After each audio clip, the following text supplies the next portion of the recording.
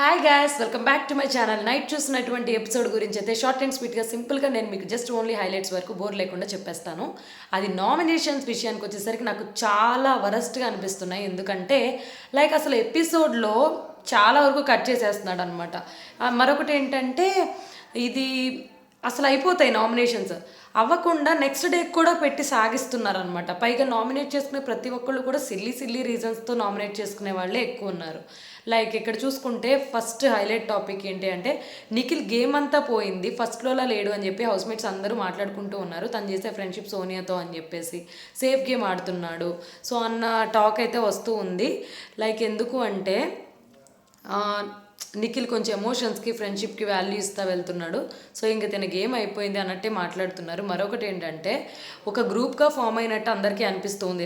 నిఖిల్ కానీ, సోనియా కానీ, అభయ్ నవీన్ కానీ, మణికంఠ కానీ, సో వీళ్ళంతా కూడా ఒక గ్రూప్గా అయిపోయారు ఒక పక్కకి అని చెప్పేసి అనుకుంటూ ఉన్నారు. వీళ్ళంతా సేఫ్ గేమ్గా ఆడడానికి ట్రై చేస్తున్నారు. ఒకరిని ఒకరు వాళ్ళు నామినేట్ చేసుకోరు అన్నట్టుగా వస్తూ ఉంది.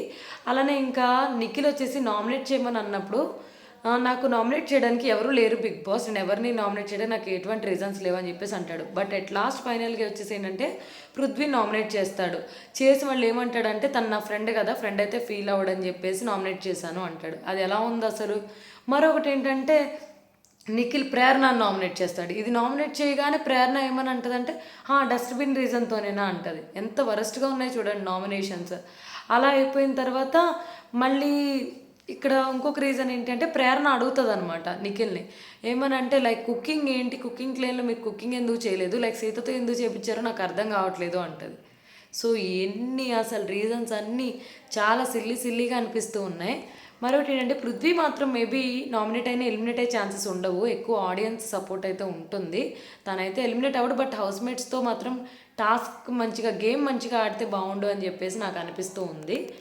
అలానే ఇంకా మరొకటి ఏంటి అంటే నిఖిల్ ఫస్ట్లో ఉన్నట్టయితే అనిపించట్లేదు అని చెప్పాను కదా, సో అలా అయితే కొంచెం అనిపించడం లేదనమాట. అలానే ఇంకా నామినేషన్స్ విషయానికి వచ్చేసి ఏంటంటే ఆబ్వియస్లీ యష్మి ఫ్రెండ్ ప్రేరణ కాబట్టి తను ఖచ్చితంగా తన్నే సేవ్ చేసుకుంటుంది. బట్ ఆదిత్య ఓం గారు ఏమంటారు అంటే టాస్క్లో విన్ అవ్వడానికి ఛాన్సెస్ ఎక్కువగా పృథ్వీ వాళ్ళకి కలిగినాయి కాబట్టి మేబీ పృథ్వీని సేవ్ చేసి ఉంటే బాగుండేది అని ఆదిత్య ఓం గారు అంటారనమాట. అలానే ఇంకా లైవ్లో జరిగినటువంటి టాస్క్ అయితే ఏంటి అంటే లెమన్ పేజ్ అని టాస్క్ అనేది ఒకటి జరిగింది లెమన్స్కి సంబంధించి. అదేంటంటే ఫస్ట్ మేజ్ అనేది ఒకటి ఉంటుంది, దాంట్లో వచ్చి సంచలక్క పెడతాడనమాట 3 నిమ్మకాయలు. అవి ఒకేసారి బయట పడకుండా ఒకేసారి కిందకి పడేలాగా ఇద్దరు అటు ఇటు ఇలా పట్టుకుని ఉంటారు, అటొకళ్ళు ఇటొకళ్ళు ఇలాగా ఒకటి హ్యాండ్ ఇలా పెట్టుకుంటూ కిందకి పడుకుంటూ రావాలన్నమాట అవి. సో ఈ టాస్క్ అయితే పర్ఫామ్ చేయించారనమాట. అలానే ఈ టాస్క్ స్టార్టింగ్లో శేఖర్ భాష ఒక రూల్ అనేది పెడతాడనమాట. అదేంటంటే అది కింద పడిపోయిన తర్వాత లెమన్ అప్పుడు చేతిలో ఉన్నది వదిలేయచ్చు అనమాట. సో ఈ రూల్ స్టార్టింగ్లో పెడతాడనమాట.